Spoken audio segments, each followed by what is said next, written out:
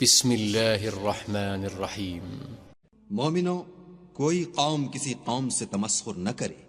ممکن ہے کہ وہ لوگ ان سے بہتر ہوں، اور نہ عورتیں عورتوں سے تمسخر کریں۔ ممکن ہے کہ وہ ان سے اچھی ہوں، اور اپنے مومن بھائی کو عیب نہ لگاؤ، اور نہ ایک دوسرے کا برا نام رکھو۔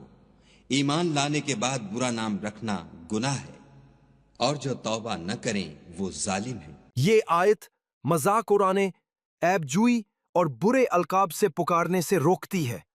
ایمان کے بعد یہ رویے نافرمانی ہے، اور دوسروں کی عزت پامال کرنا ایمان کو کمزور کرتا ہے۔ جو ان سے توبہ نہ کرے وہی ظالم ہے۔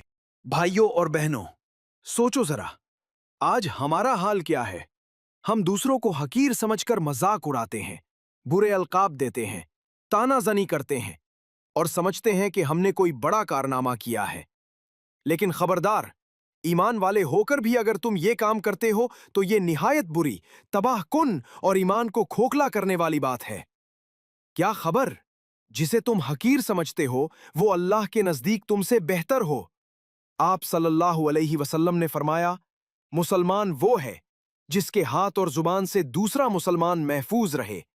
سوچو، ایک جملہ، ایک ہنسی، ایک طنز کتنا بڑا زخم دے سکتا ہے اگر اسے روکا نہ جائے۔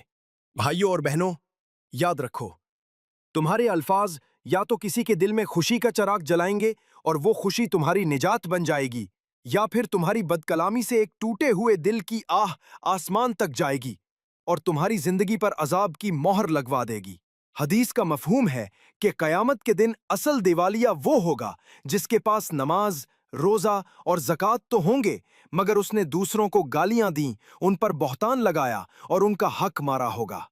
نتیجہ یہ ہوگا کہ اس کے نیک اعمال مظلوموں کو دے دیے جائیں گے اور آخرکار وہ جہنم میں پھینک دیا جائے گا۔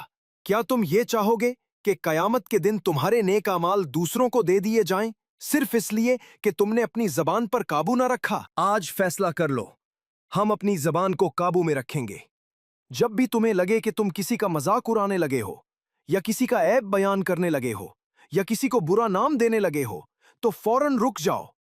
اپنے دل کو یاد دلاؤ کہ اللہ نے قرآن میں صاف منع فرمایا ہے، نہ مذاق اڑاؤ، نہ طعنہ دو، نہ برے القاب سے پکارو۔